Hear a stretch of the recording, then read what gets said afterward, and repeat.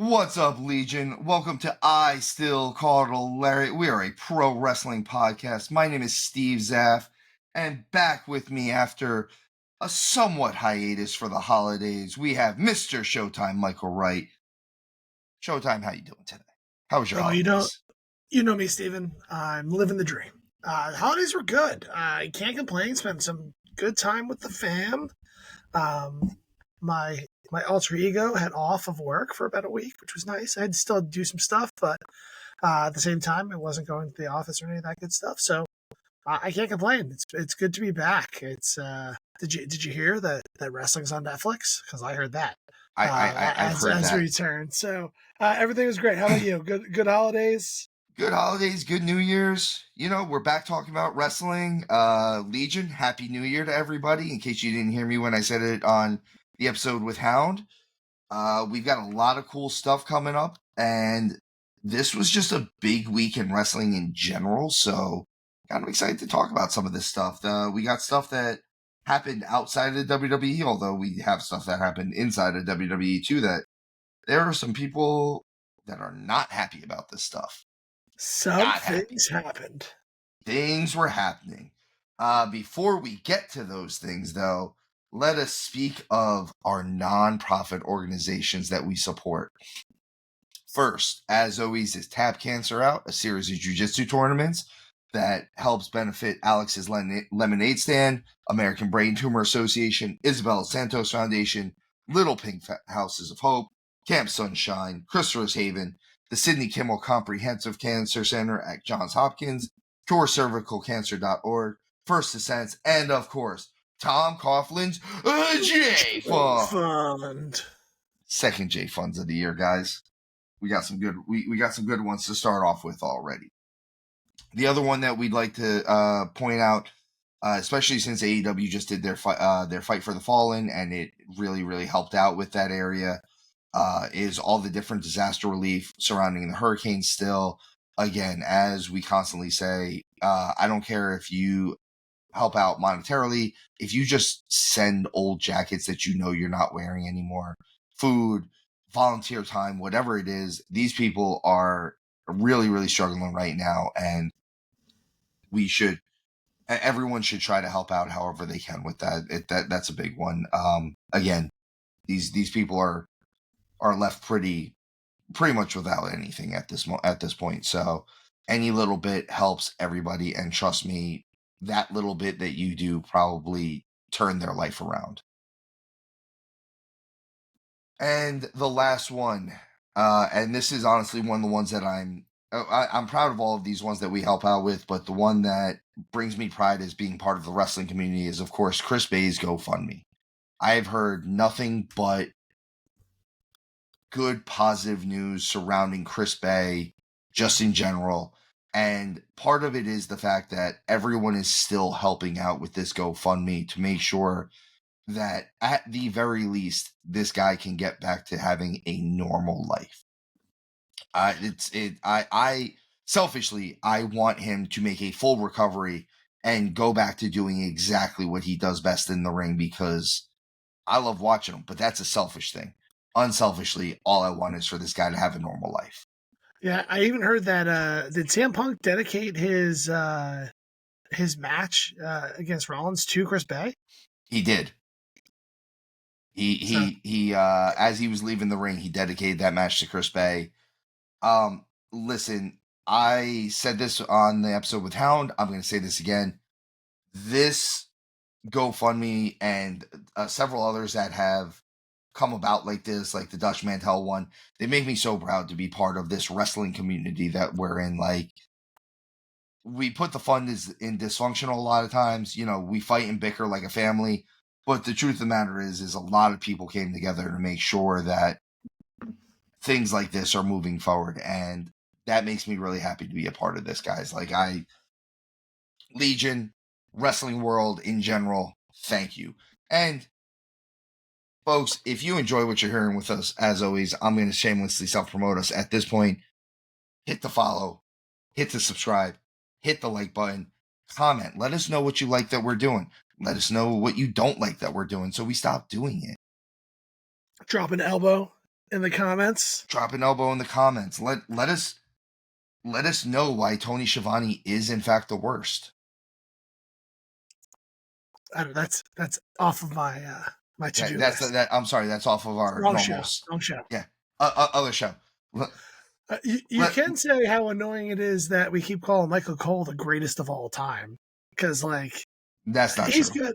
Like I'm not trying to throw shade at him, but it's greatest of all time is quite the comment. Now, I don't know if if I agree with you, Pat McAfee. Not for commentating. If we're gonna, I got a list of guys that are There's greatest of all time, and I hate to say them all willy nilly like.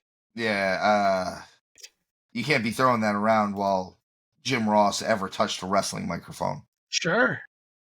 Gordon Soley, possibly even Gorilla Monsoon or Bobby Heenan. There's just a lot in there. And Michael, it should be mentioned with those names. Goat, I don't know. All right, so Showtime heard a rumor. We're supposed to talk about professional wrestling here. Boo. Are you saying boo or boo ruther? It was definitely boo ruther. just had to get that one out there. There. Slid it in. First piece of wrestling news from around the world. Chris Charlton from New Japan's English announce team has been suspended after making disparaging remarks during Wrestle Dynasty. I don't disagree with this since this was supposed to be a working relationship. I don't know if maybe he made these remarks, if part of it is you made the remarks and you never cleared it before you said it or anything like that. Like he made them on the fly, but essentially during the show, he called Tony Khan money mark. Those were the exact words used. He kind of is, isn't he? He kind of is. I'm not saying he's wrong, but when you're in a joint program with AEW, maybe you should not call the owner of AEW a money mark. Or maybe Tony Khan's just not used to being insulted to his face because he's rich. That's also true. I don't know. Sometimes people overreact. I don't know if they think this is the right way to do it. If Tony took offense to it, you do what you need to do to keep the big brother happy at this point in time. No offense towards New Japan, but AEW is definitely the big brother these days. It absolutely is. At least from this side of the perspective. Maybe from Japan, it's a different view, but from the U.S., at least based on the way I see it, it certainly looks like the bigger names are on AEW, and the AEW stars are the ones that seem to collect those titles over the New Japan stars. They really are. I mean, I say it constantly. Kenny Omega in Japan is a different animal than Kenny Omega in America is. Like Kenny Omega in AEW, like he puts on a good match here and there, but like Kenny Omega, the presentation of him at like Wrestle Kingdom and all of these events, it makes grown men cry. It does make grown men cry. Including Kenny Omega. All right, let's they announced this week where the location for Royal Rumble 2026 is going to be. Apparently it is going to be in the Middle East, in Riyadh, which is where they've been doing Crown Jewel lately. There are many people that are up in arms about this. I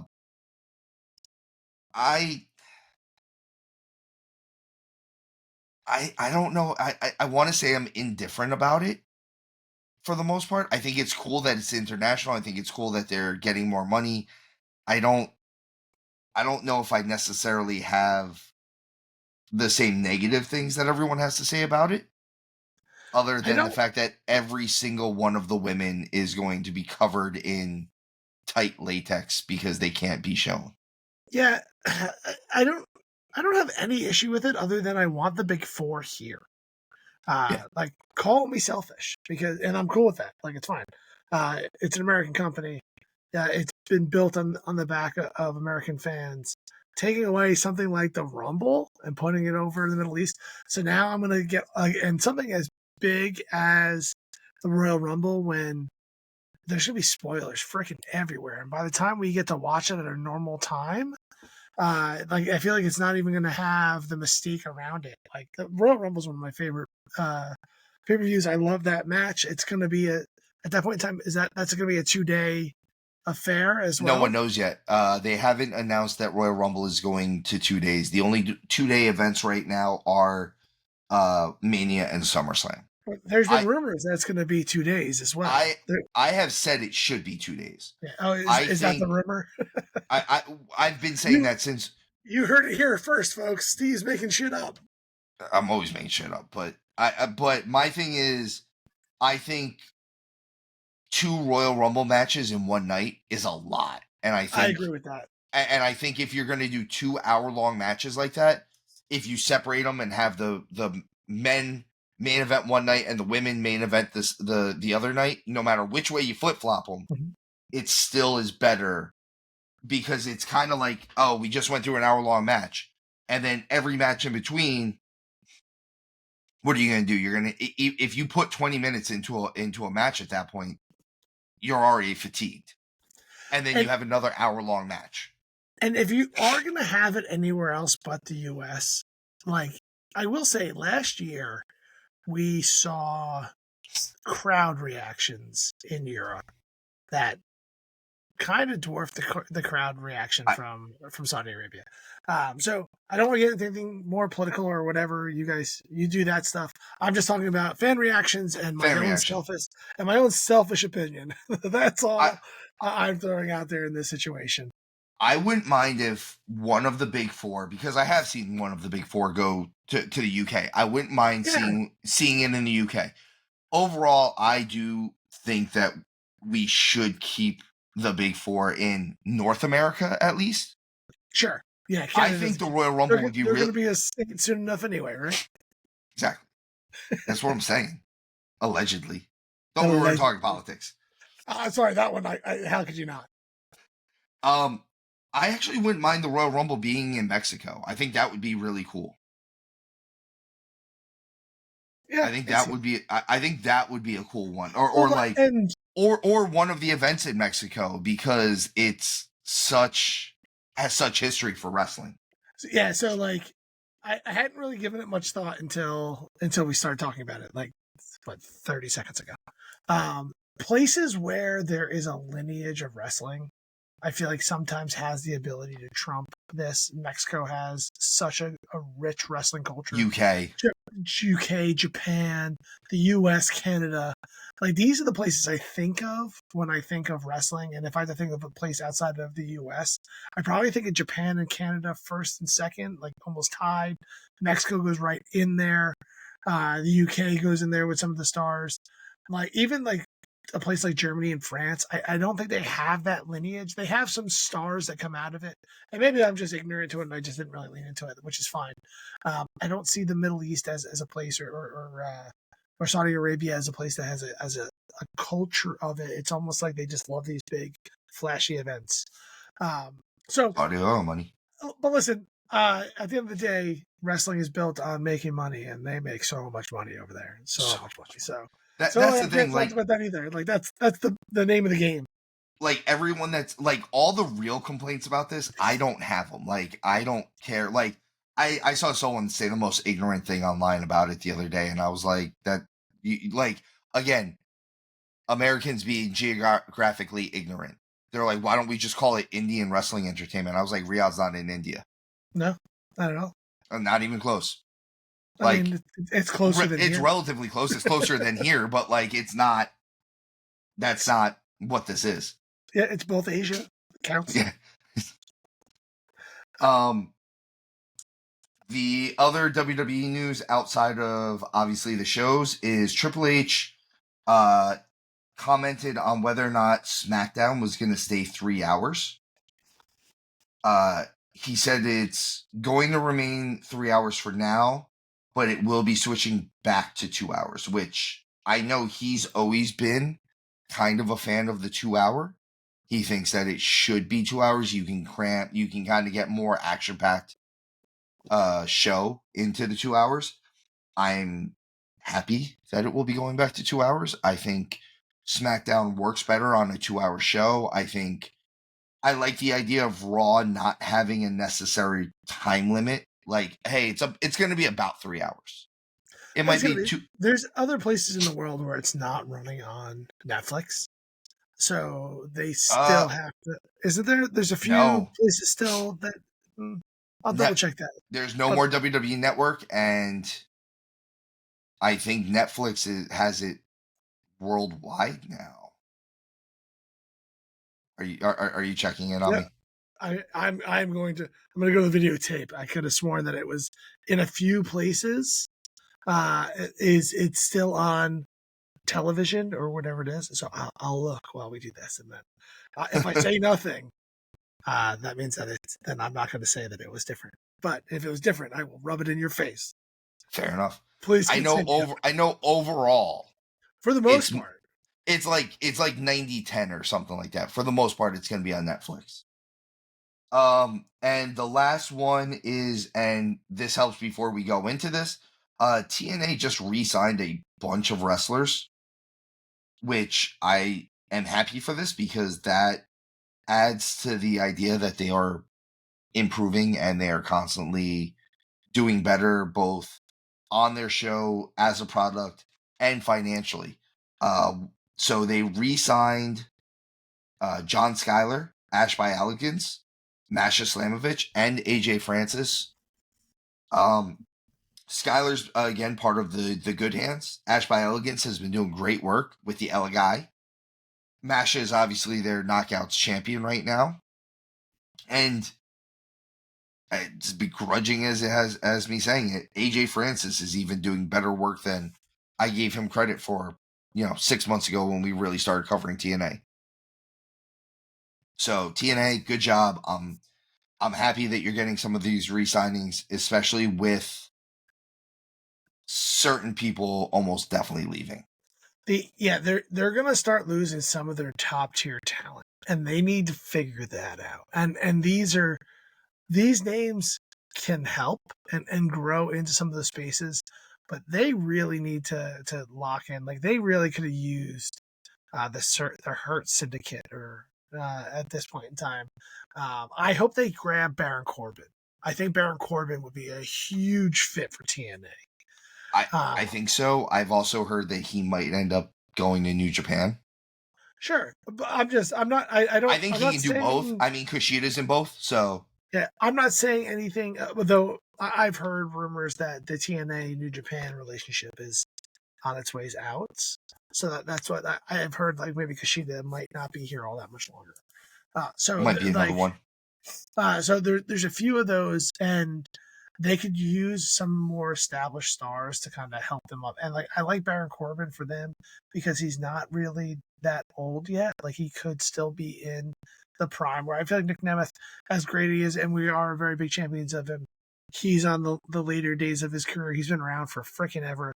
I feel like he's almost as old as R-Truth, but looks nowhere near as young as R-Truth does because the guy doesn't age. He has the Paul Rudd disease. He looks exactly like he did when he was K-Quid. Exactly the same. So I just think they need a couple more. I can't see how Joe Hendry is going to be long for the TNA world. I don't think there's so. Jordan Grace is leaving. Yeah, she's done. Alexander's out the door. He wanted to be released a year ago. So they're going to be losing quite a few of their top tier talent, and I don't want to see them fall down the rabbit hole. And even with this, like we had talked about this in the past, the relationship with WWE. WWE is going to steal all their talent. Like, that's the desired area to go. So as people grow up this card, it's almost going to be like a feeder system. If they keep allowing their talent to do what they're doing now, once they get over to WWE, to NXT, and move on. Where if they're not filling it with people that can keep them afloat, that can stand up to someone like a Moose, and be looked as like a similar threat, they're going to be hurting for ratings and hurting for quality matches. So just a word of warning. My concern of TNA, because as we champion it on this show often, like we love watching, we love what they have there, and I just don't want it to end up being like vacuumed out. So I would like it if this was the case, and obviously this is a perfect world. I'm giving us the perfect world scenario, especially with the WWE ID program, the way they're doing it. The ID program is kind of perfect for guys to get funneled through TNA. Like, you're already making waves on the indies, coming up through TNA. Now that gives you a chance to kind of work with these like Eric Youngs and Frankie Kazarians. And then again, this is perfect world scenario. It would almost be nice to see like direct conversations that can be had on maybe guys that are on their way out. Like, hey, you want a lighter schedule, you want to do this, we will facilitate the negotiations for a more established guy that maybe doesn't want to keep doing this as long to go back to or to go down to TNA almost. Like, hey, I would like just like you're to see coming the to the end of your share. contract, you don't want to work 300 days a year anymore. TNA is kind of the perfect choice so that we know you're not going to go AEW route, and then you're getting your established guys still there. So you're getting a nice match. I think it would be. Well, I feel like it hasn't been as reciprocal as we would like to see it. Like I would have loved to seen AJ Styles or Drew McIntyre go and show up on TNA. Like they have the history with them. It's an easy way to kind of throw them down there, have a great match, grab a couple eyeballs, maybe convert some people over here on a day that doesn't conflict. So like I just think that there could be more of that sharing, and you're right. Like before Shinsuke came back from the Abyss, maybe he could have gone to the place where Abyss made his name. I like how I made that little I see transition. that.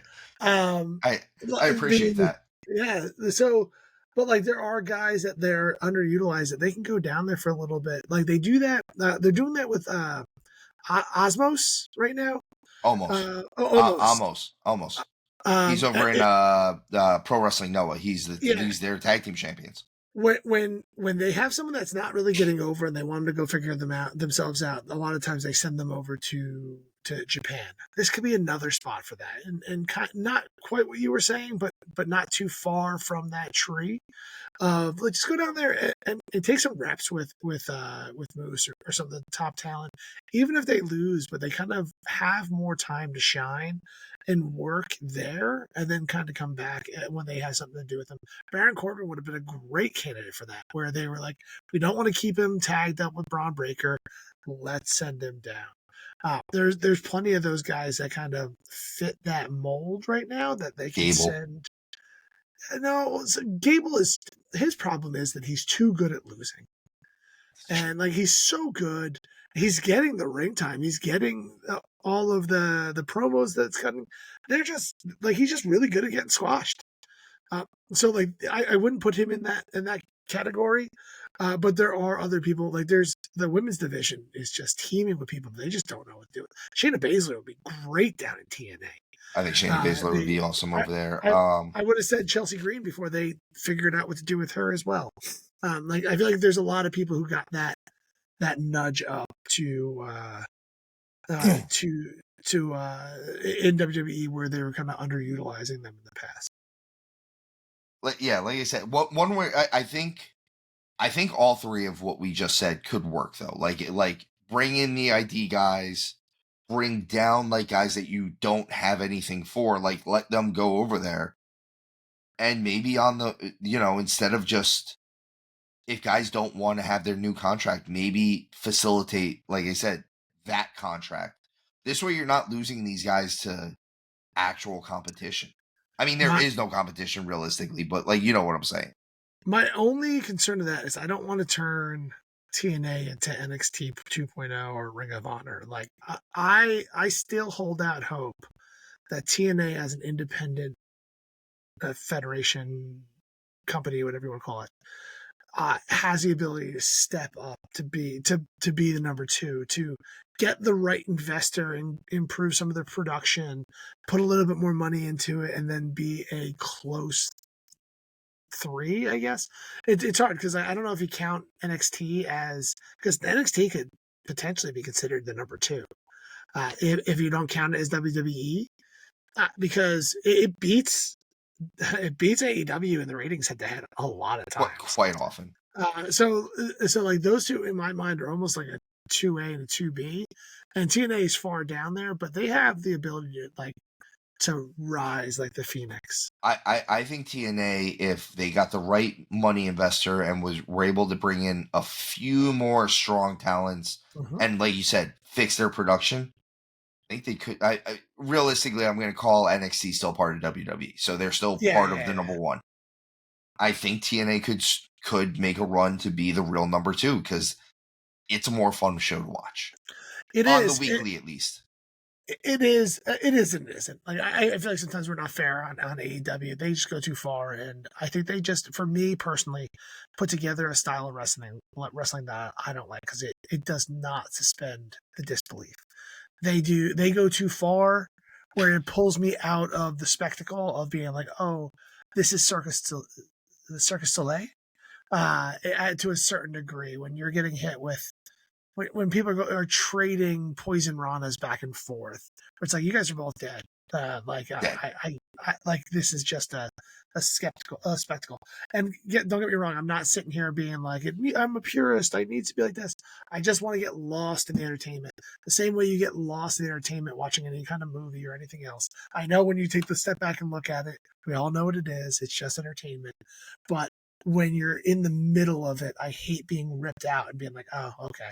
I almost forgot for a second this was more than entertainment or whatnot.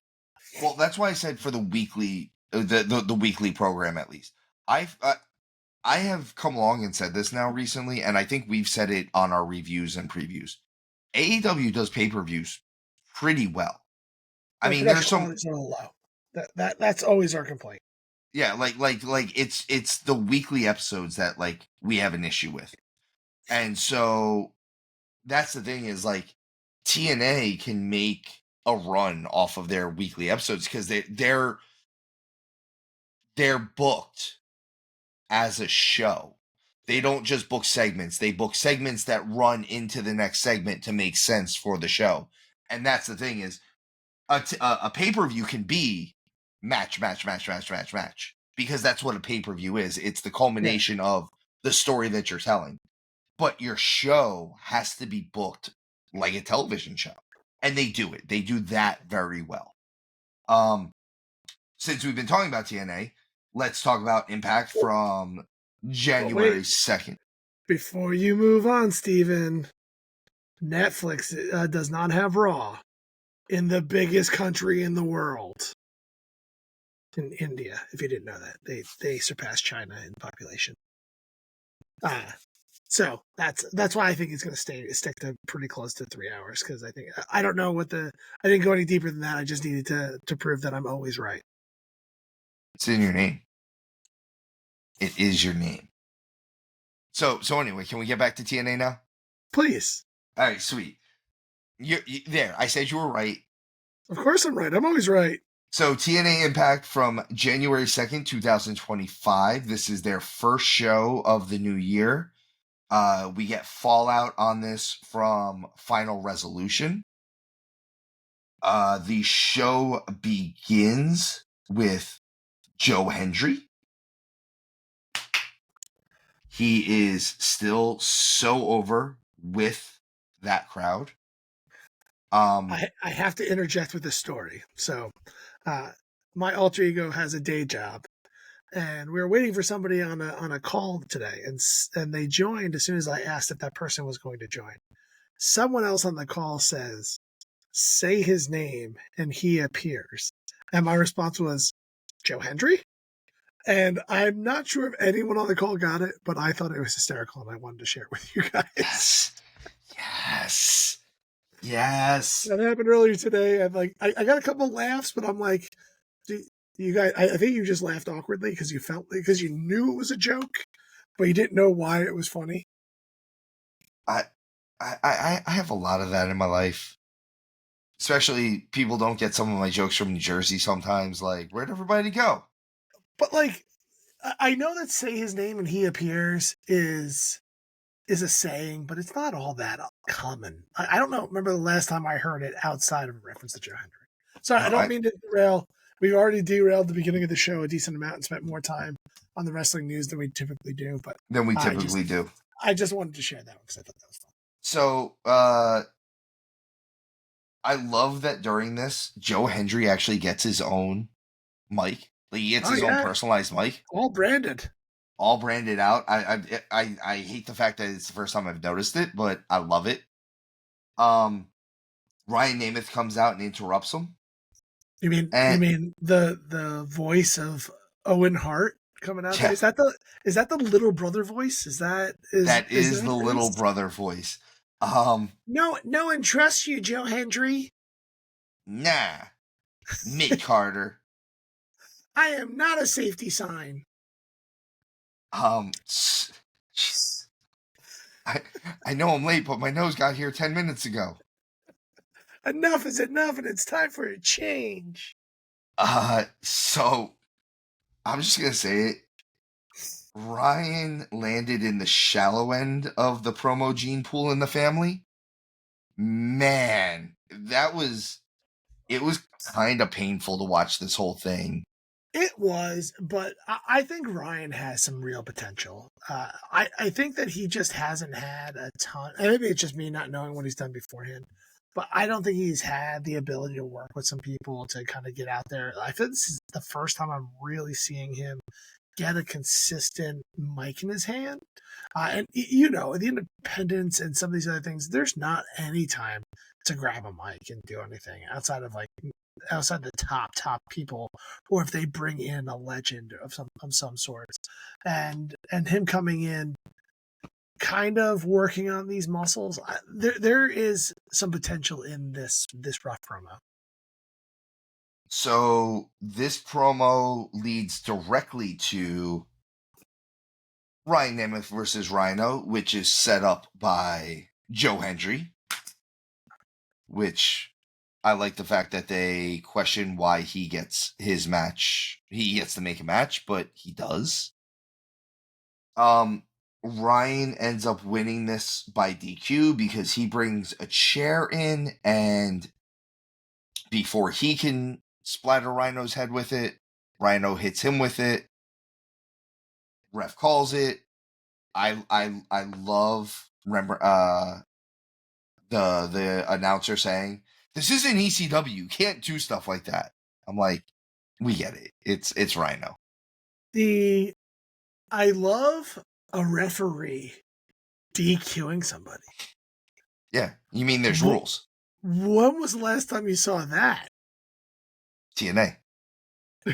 Like, holy, there's rules and you upheld them? Did you do a 10 count and mean it? And not just forget halfway through? Listen, TNA is still the promotion that, remember, one ref didn't see it, the other ref did see it, came out, told them, and then the director of authority came out and restarted the match because we saw this. We know what's going on. There's cameras everywhere. Everywhere. Look, I have one right here. Even here, you got Showtime in 4K today for the first time. All right. Let's see. After the Ryan Nemeth Rhino match, we get a quick backstage promo with Jordynne Grace addressing Tessa Blanchard, attacking her at Final Resolution, and a backstage segment with the Rascals and the Hardys, which sets up a bit of a respect match between them for the tag team titles at Genesis, their next pay-per-view. I'm very excited about this. I've been saying that the Rascals are kind of the new school version of the Hardys, the Rockers, that type of tag team. I'm excited about this match. I think this match could be very, very good. I think we're starting to see a little bit of the old Hardys come back in a little bit. Like, we're getting one or two spots here and there where you're like, oh, they got a little bit of juice left in them. And I've heard amazing things about what the Hardys are doing with TNA right now. Staying at the building, signing autographs until 2:00 in the morning, and they have to catch a plane at like 3 basically, or like have to get back to the hotel by 3, and like they're walking in and like other people are getting onto a bus to go to the airport or something like that. Like, what are you doing? They're like, oh, we're just getting back from signing autographs. Like, they make sure everyone leaves that building happy. And you know what, man? I appreciate that. I respect that.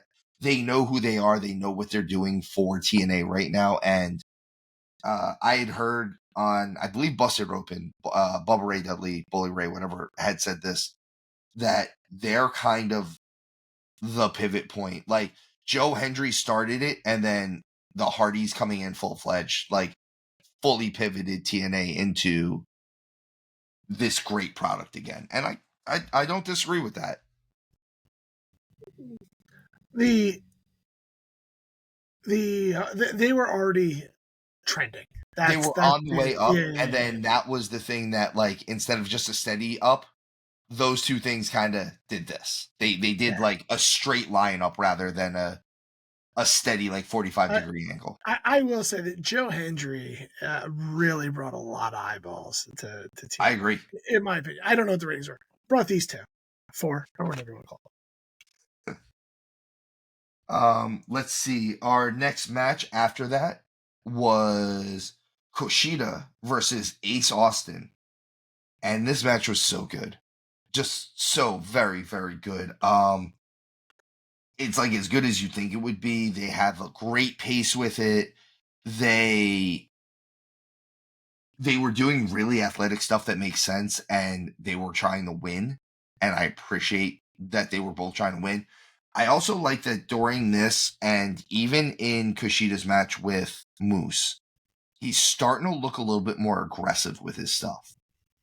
I think I wouldn't be surprised. We were kind of, as we were talking about before, Kushida might be on his way out because of the New Japan relationship. I wouldn't be surprised if they transition him, maybe not heel, but just not babyface. A more heel than tweener type situation. Would you say this is the match of the week, Steven? This would normally be the match of the week if there was not so much stuff going on. WWE puts in full effort this week, and even some of the other stuff that was just going on in general, there was a lot of really good stuff this week that, in my opinion, I cannot, in good conscience, give anyone match of the week just because too much stuff happened. Yeah, I think it's still definitely a candidate for it. And I get what you're saying. I think there are some matches that have bigger implications, that have bigger match feel. I mean, they had the highest gate ever on the Raw at Netflix, whatever that means. I mean, ticket prices are really high because it wasn't the highest attendance number. But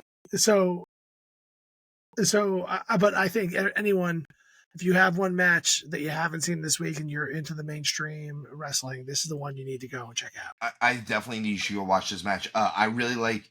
Also, Kushida goes after the arm in this during a lot of this, and even feints like going after other body parts, and then goes back to the arm. I'm like, that's cool. That's really cool. This immediately goes into an Ace Austin versus and Moose segment, with them having really, really good back and forth. Moose is about to bring up Chris Bay, and as soon as he says his name, Ace Austin jumps down his throat. It's like, you don't get to say that name. You don't get to disrespect him. You, like, curses him out, tells him to keep his partner's name out of his mouth. And Santino ends up coming out and sets up Ace versus Moose for the X Division title at Genesis, which I think is going to be an awesome match. That's one of those matches.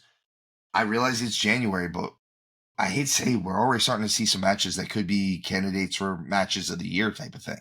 What do you count match of the year? Is it the calendar year, or is it our season?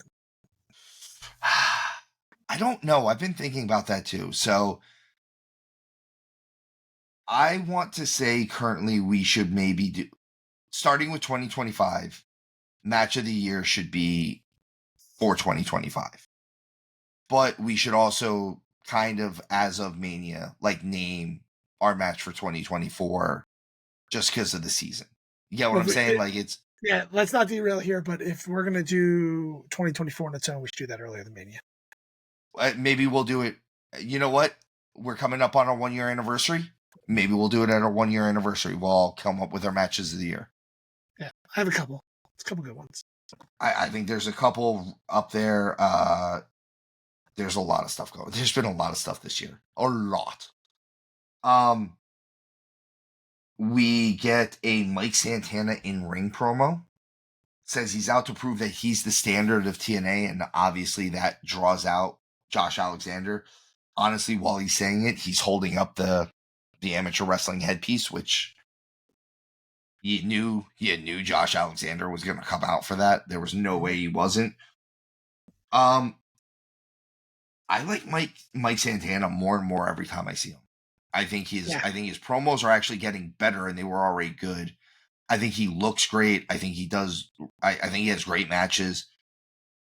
I know we are all on this Joe Hendry train, but I'm a big believer that Mike Santana is going to be probably going to be the next guy that holds that TNA title, where we're like, that's the guy right now for TNA. If Joe Hendry wasn't here and all the stuff that he didn't happen, Mike Santana would be the one in the spotlight right now. I absolutely believe that. I think that was the intention, to be honest with you. And because he's doing such good work. Yeah, well, even before that, I think when they brought him in, it was during the beginning of that Joe Hendry thing, him taking off. I think the intention was to make him a centerpiece, and then like Joe Hendry kind of he did what every wrestler should do, is he got over organically and put himself right in the main event. Yep. And he did it so well. And that's not to say that Mike Santana isn't doing everything right. Mm-hmm. And it's one of those, he took the gamble on himself. So good for him. At the end of this, Mike Santana challenges the entire Northern Armory for a one-night gauntlet. It's a lofty ambition. It is definitely a lofty task. Especially considering the fact that Josh Alexander is that good. Well, I would love to see, honestly, you have Mike Santana get through the first two, and then he loses the third one because it's just too much. And then you let him go up against Josh Alexander one-on-one and get the win there. I think that's going to be the thing at Genesis. Yeah. Or the other two are going to jump in at the end or during the third match and, well, I beat your Stooges, and then your Stooges cost me the match. And if Josh Alexander is on his way out, who knows? Maybe things have turned around so much that he wants to stay. I don't know that answer. I don't expect it, but I would love to see him get a good old-fashioned loser leaves town match. I feel like Josh really Alexander is the guy to get a loser leaves town. Because you can't just do that with anybody. He's been in TNA for so long. He's so respected. Him versus Santana in a losers leave town match, or him versus Macklin. I was just going to say Macklin. Like any of those guys, because even Frankie in a loser leave town match could be so much fun, because you could start seeing him being like all of a sudden scared that he's like, oh no, I might have to leave. This was just a work. I was just joking. I have to leave if I lose. But I'm the king of TNA. Yeah, exactly. I can see like a really good run with that. How are you going to make me leave when I'm the king? It's a mutiny. Is that a mutiny of some sort? A coup? It would be a coup. So the main event for the evening is an 8-woman tag match with Jordan Grace, Masha Slamovich, and Spitfire versus Rosemary, Tasha Steelz, and the LA Guy. Did they confirm how to say it in this match? I didn't see the beginning of it. Someone said the Elegances, and I don't believe that's right. I think it's wrong. I think how we say it is correct. Folks, can someone tell me how you would say it? And if we're right. Just tell us I'm we're right. if I'm right, or if Steven's wrong, like, can just give us one of those things. It's the Ella guy. It's the L guy. The Elegante. Hey, place. I hate to say it like this. I think Jordynne Grace does need to leave and go to the WWE. Yes, I they've think already she passed the torch. I know. I think she has to.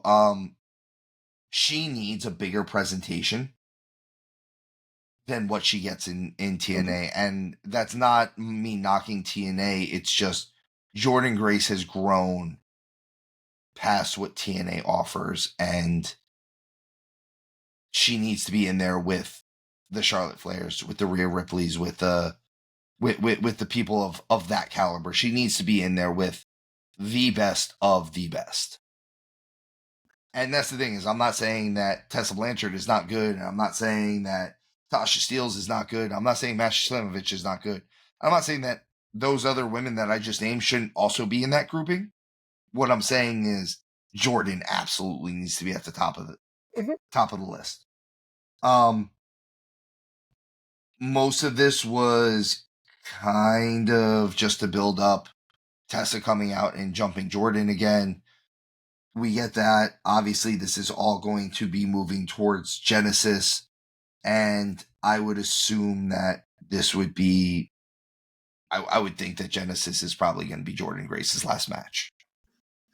But also, we're getting a lot more with the Ella Guy and Spitfire, and I think they're going to have their Knockouts Tag Team title match at Genesis as well.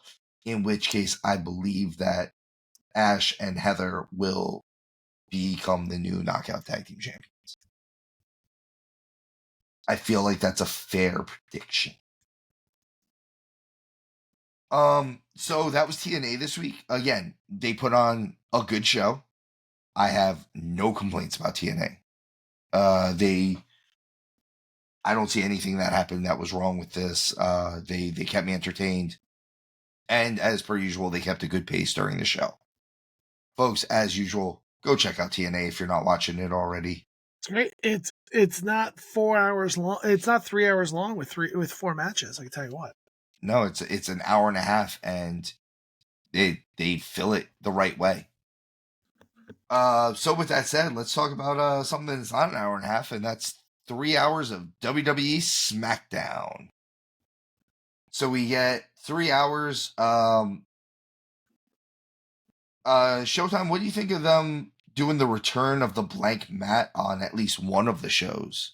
Since they obviously didn't do that during Raw.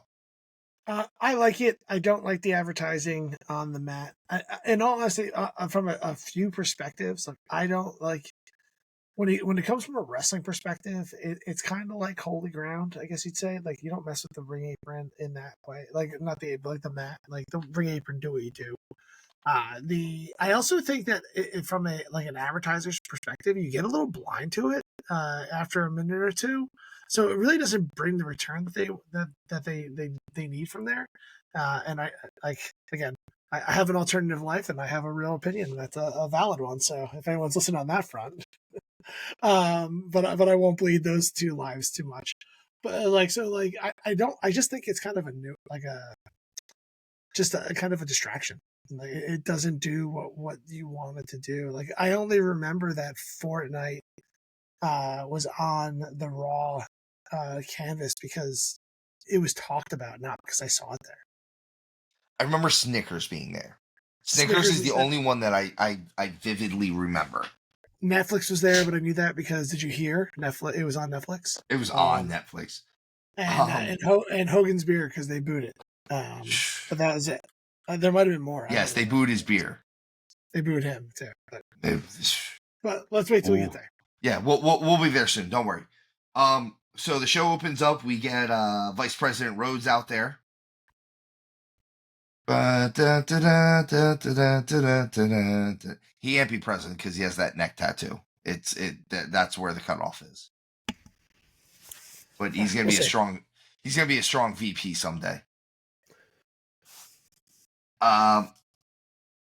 So during this segment, Drew kind of comes out and tries to talk a little bit of sense to him, says, I'm not here to fight. I get it. Like, Yeah, like I'm just talking to you because we've been kind of down the same route. We both left and came back and, did better afterwards. And I'm trying to tell you that the fans are not going to care at some point. And of course, Cody is yelling at him now because he doesn't buy this. Except for Drew has been pretty honest for about the last year and a half. This reminded me very much of the Rollins McIntyre segments of Mania last year. Yeah, you're not paying attention. Yeah, You're not not listening to what I have to say. I have some solid stuff that you're going to ignore. While you ignore it, you're going to resent it later. And then he even tells him to watch his back. And why should he watch his back? Because Kevin Owens is standing behind him. He literally tells him why he tells him that he should do it. He turns around and there's Kevin Owens just beating the crap out of him. Is this a work where Drew McIntyre was distracting Cody so Kevin Owens gave the drop to form sword? Sword. Claymore. You need two hands for this kind of sword. It's a Scottish sword. Yeah, come on. Big old broadsword. Yes, no, I don't think so. I can't believe I'm saying this. I'm going along with you. Kevin Owens and Drew McIntyre are not heels. They're not. They're not. I have a theory. I don't know how much I talked about it when I came up with this. So if I'm repeating myself, I apologize, fans. But I think that WWE no longer has faces or heels, even though they talk about it on the Raw teaser video, which I am okay with. I think that you just have people who are honest and people who are conniving, politicking, doing things in the background. I think that Drew and Kevin Owens couldn't be any more honest. Sure, they do some nefarious things. Sure, they go out of their way to hurt people at certain points in time because they just don't know what else to do. Cody Rhodes is lying to your face. Sami Zayn is the biggest heel in the company because I think he's just a big old snake in the grass. And so when you look at some of these guys, they're all just the ones that are conniving in the background with a big smile on their face. Look at me. Isn't everything okay? Kiss the baby. Kiss the baby. Look at the baby, judging, smiling. So like that's really the way I see it. And there's other people who are just very honest. Solo Sikoa, as much as he seems like a heel, he's just very honest. I feel bad for the man. He was handpicked to be the next tribal chief. He was brought up. He was told that he was going to get the keys to the kingdom. Roman decides to vanish for a couple of months without talking to him at all. He takes up the altar, and then he's the jerk. Doesn't really make sense to me. So I heard this the other day, and I love this idea. Cody Rhodes doesn't have to turn heel because he's been a heel the whole time. The whole time. The whole time. Think about it. He showed up to face Rollins with no notice, with no prep. Rollins had no time to prep for Cody Rhodes. Cody Rhodes had weeks to prep for Seth Rollins. That's a heel move. All of a sudden, he tears his pec. He's out. He comes back just in time for the Rumble. And he's asking for all these. And then after he can't get the job done by himself, like a babyface would, now he starts asking all these people for this help to finish his story. I need to finish my story. And he's asking for all of his help. I don't know most heroes try to stand alone and climb the mountain by themselves, I thought. Well, a good example. John Henry beat the Machine by himself. He sure did. We were talking about this earlier today, and I don't want to bounce around too much, but it seems like we're going to do that anyway. John Cena, who is now a good example of someone you would think is a face, who I think is going to be very honest with you. And he talks about, like we were talking about him winning the Money in the Bank or whatever it is. I really see him winning the Money in the Bank and cashing in. He's going to cash in ahead of time. He's the type of guy that's going to be like, hey, there's a thing happening at this pay-per-view. I'm cashing in. I want to set up that match. I'm not going to come down in the middle of a match after you got your ass kicked to come in there and capitalize like other people have, even if they were considered a babyface. He's going to do it the right way and take his title shot, make it formal, and either add himself to an already established match and make it a 3-way, or make it as a challenge 1-on-1 against the champion, fair and square. That is not, Cody Rhodes would not do a fair and square match. No, not he at would all. cash that in the moment the champion was down. I don't see that at all. And then at the end of him finishing his story, he turns around and he teams with Roman Reigns. And his whole reasoning as to why he did it, Roman asked me to. That's all it takes for you to change your morals and decency? A guy who has been, as we have said on this show many times, a bad man. He's a bad man. He for like the last 5 years, he's been a bad man. And he's still not a good guy. At least Roman is somewhat honest about that. He has said this whole time, I am not a good guy. I am not changing who I am. I will still be the guy I have been for the last couple years. He's been honest through and through the whole time, though. I do think he's very manipulative, though, at the same time. So he's in kind of that gray area of what I'm talking about, because he will, though, in all honesty, he's very honest about that he's manipulating people in certain ways. So I don't know. I'll have to think about him. He's a little bit harder egged nut to crack. He's a harder one to crack. Yeah, but at the same time, he's not a face, but here the fans are cheering away. All right. So after that, all he did was lose. That was all he needed to do, was lose the belt and go away for 3 months, and poof, back, biggest pop. Babyface. Oh man. So after Vice President Rhodes segment, we get Andrade versus Shinsuke Nakamura. I think this might be the best evolution of Shinsuke that I've seen in a while. I really like this version of Shinsuke. It's vicious, it's cold, it's calculating. He's a bit less of the artist that he used to be and more of an assassin.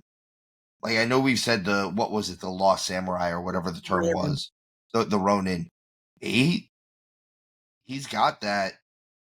I don't care. I'm going to shoot an arrow in your head, dude. Like, that's what's going to happen. And I'm going to keep this title.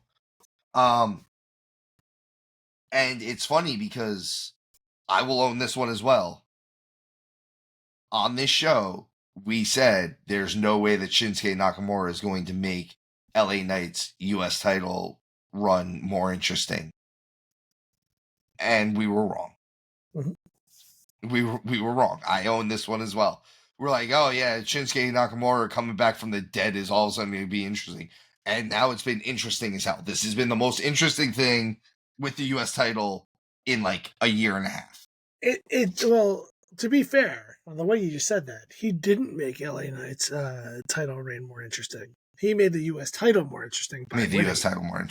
It's because he came back with a solid character. I think the LA Knight shtick, I know he's still over, but it's a little overdone. And like, he hasn't grown as a character. And I think that's something you need. Like, this is Shinsuke growing as a character and then getting over immediately. Like, because he is just so talented. And LA Knight is very talented.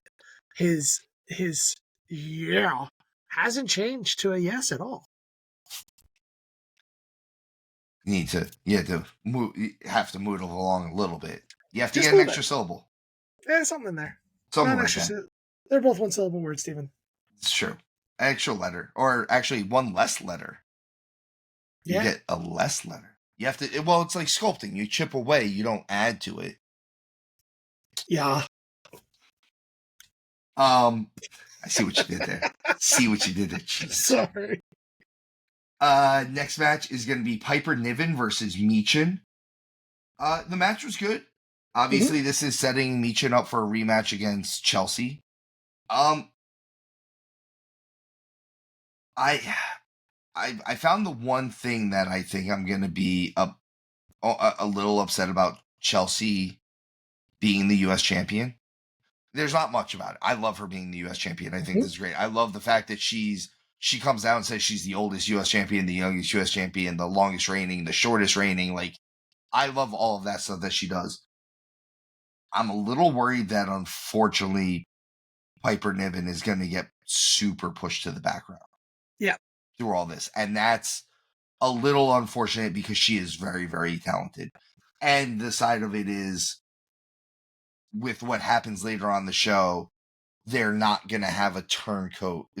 She's not going to turn on her anytime soon. They're going to have to hold off on that if they're going to do it. Yeah, they're not set up for a turn heel. I don't think so either. So I agree. That was my thing with this one as well, was I don't want to see them bury Piper.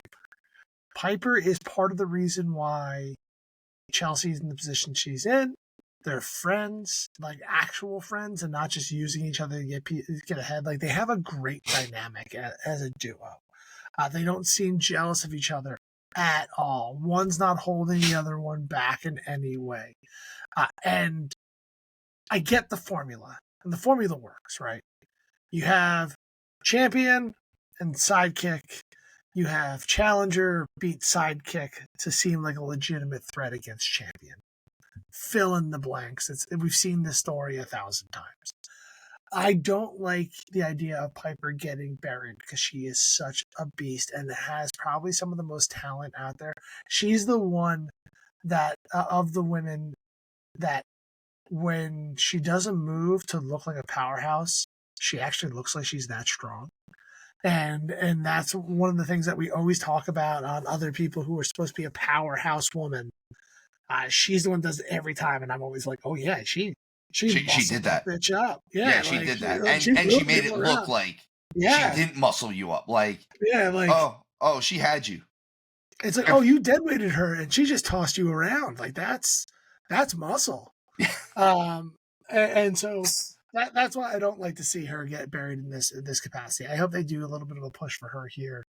I hope that this is just a one-time thing with Mishin, because I don't think Mishin's going to take the title off her anytime soon. I don't think so. Chelsea's going to have a little bit of a run. I think Chelsea should have a run. I think this U.S. title needs to have a little bit of a run to it to establish it as something real. Yeah. We get Solo Sikoa and Paul Heyman with an in-ring segment.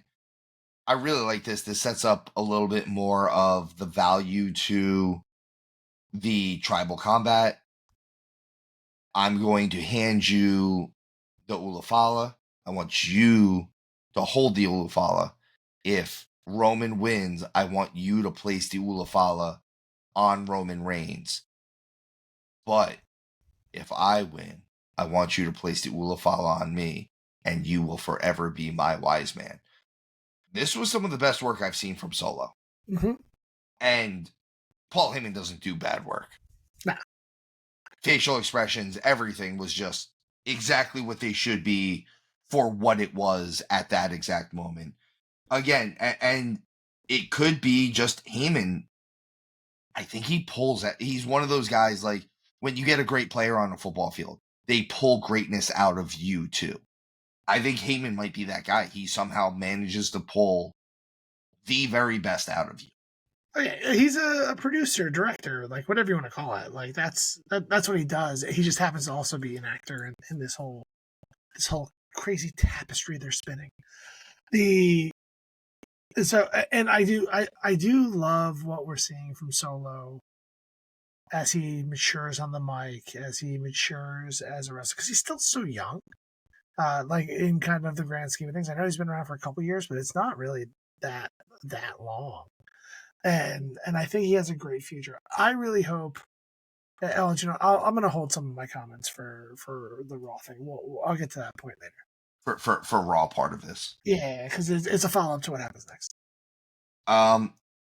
We get DIY versus Motor City Machine Guns for the tag team titles. There's just a big schmoz during this whole thing. Yep.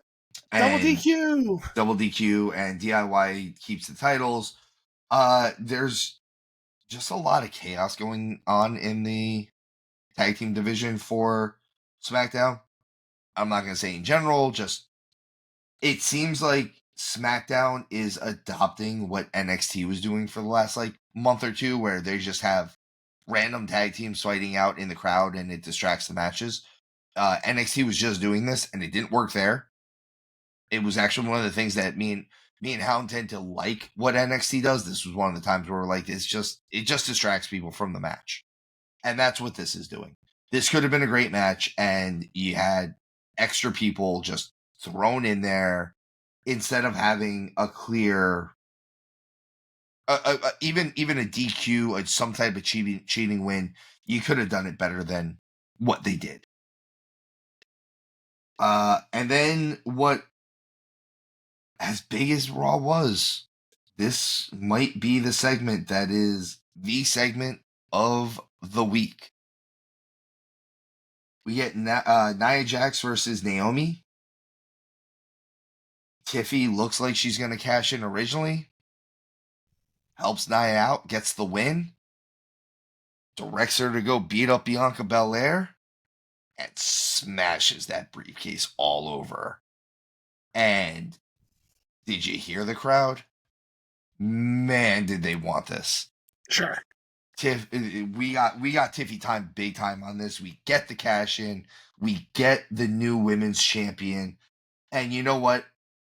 They needed to do something big like this for this first 3-hour SmackDown. Like, they needed to give us something, because the rest of this show it's good at best.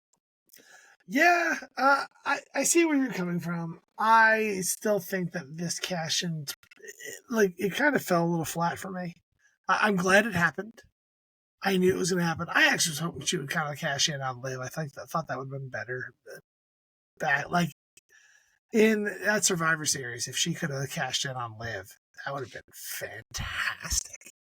But like, doing it here, I get what you mean. Do something big for the 3-hour SmackDown. This was a clear, easy one to do. But at the same time, meh. I just like the bigger moment. I would have liked that at a PLE, a bigger moment, a little bit more unexpected. See, I'm going just purely off of the crowd reaction right now with this. Yeah. Everyone loves Tiffy. They would have reacted like that anywhere, anytime. They would have reacted like that on a house show. They would have freaked out. Oh, but it kind of would have been awesome at a house show. Oh, I wish they would. I love a good title change at a house show. You never see it coming. I will say this: the last time I heard a crowd react like that for a cash in, though, was probably when Ziggler cashed in the night at the Mania after, or the Raw after Mania for 29. Like, that was the last time I heard a crowd like pop like that when they realized, oh, it is actually happening. So my question with this does this feed into the story of what happened to Jade? Because we kind of lost that for the last like week or two. No, I don't think it is, because I don't think they're related stories. I don't think it is, but I just mean because Naomi and Bianca were involved in this in some way, shape, or form. Do we see Nia go directly after Tiffany, or does Nia maybe veer off a little bit and her and Candice keep going after like the tag team titles or something like that? And then, I mean, Tiffany double-crossed her and stole her world title. There has to be some sort of comeuppance. There has to. You just be like, you do you, boo. Don't worry about it. Like, that's not a thing. And I mean, obviously, it's going to have to happen at the Rumble, right? I would assume so. Tiffy retains. Yeah, and then and then maybe they go on the tag run like that. I can see that. I'm waiting until we start to have to predict who wins the Rumble this year. I have an idea for that too. Main event, we got Usos versus the Bloodline. Honestly, the match, everything about it. Again, the end of this show. Truthfully, Tiffany cashing in should have been the end of the show. That should have been the last thing they did. This Usos versus Bloodline part of it was just, I'm a little over It was a Sammy. build. It was a build for the Yeah. first Netflix on Raw, or first Raw on Netflix. Yes, both of those. Yeah, whatever. But that was SmackDown from this past week. Their first 3-hour episode. Apparently, it will not be a long running 3 hours. They're going to eventually go back to 2 hours. I don't know how long they're lasting on the 3 hours, but we will see on that one. And then we get the very first Monday Night Raw on Netflix live. It was on Netflix? I heard it was on Netflix, except for in India. Except for India. So Showtime, a lot of what I'm going to ask you about this show is going to be less about how the matches went or anything like that. Oh, there were matches on the show? I thought There it was was just 3 stuff. hours of fan service. This is what I'm going to ask you. How big was this in the grand scheme of things? How big was this show in the grand scheme of things? Not what it accomplished, but as the business goes. How huge was this show? Because I heard Dave LaGreca say that this was bigger than the first WrestleMania. I'm not going to say it's that big, but I think this was still a huge deal. Finally, WWE has come back to Netflix for the first time. This, I don't think it's a big deal. They're just changing channels, man. This is a big old nothing burger for me. You can make as big of a deal as you want to about this, but this is no different than SmackDown moving to Fox Or then back to USA. And back to USA. It's just different channel. So, not to get too much into my real personal life, but I work in marketing, and so I do a lot of work with people in the world of Netflix and TV channels and stuff like that. And the adoption of smart TV and the streaming services has been one of the fastest adoptions I've ever seen, and COVID helped it along a lot. The difference is that, like putting that aside for just a second, when you're just a regular person watching TV, that's all you're doing. It doesn't matter where it comes from. If it's from Netflix or watching broadcasts like Fox or ABC, or your favorite cable channel like TNT or USA or whatever. It's all that big black box that you have put in the center of your living room, watching the same video on the same conduit. It makes no difference to me whatsoever. Bigger than the first WrestleMania? What? I didn't even hear he said that, and that is ridiculous. They change channels. This isn't is this bigger than them moving from closed circuit television to having a bigger conduit to watch it on cable? I don't think so. You got more of a jump in viewership from closed circuit television to being able to go to a cable network, or even being able to pay for it in pay-per-view. You had closed circuit television. You had to go places to watch that. You couldn't just watch it at your house. Everybody has Netflix already, and it's about the same penetration as cable. So, it doesn't really. It's definitely not bigger than the first WrestleMania. That's baloney. Just a big old bag of baloney. I'm going to say it this way. I think them creating the WWE network originally is bigger than this. Because it all of a sudden now it gave you a bigger outlet for your PLEs. Yeah. You automatically got a bigger audience. I will say this, it hurt wrestlers as far as payoff goes, because now you didn't work for your WrestleMania payoff because everyone was paying $9.99 a month for it. I think them starting any type of streaming service on their own was a bigger deal than this. I think this is a big deal in the sense of they made a lot of money on this. Sure. A lot of money.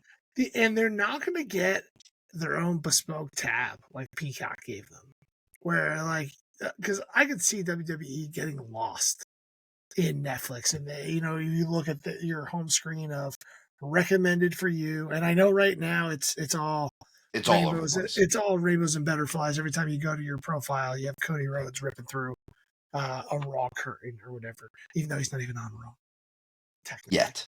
Yeah, he'll be there soon enough. He's going to be on both brands. But the my hesitation isn't saying you're wrong. I'm just not sure if you're right. Like I think it's almost exactly the same as when they did their own streaming service, except for it just was first.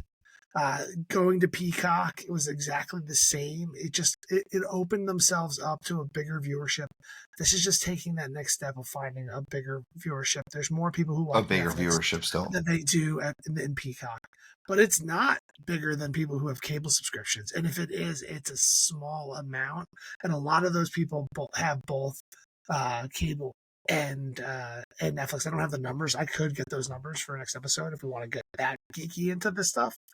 But no, it's not bigger than the first WrestleMania. Sorry, I wasn't even going to go that hard.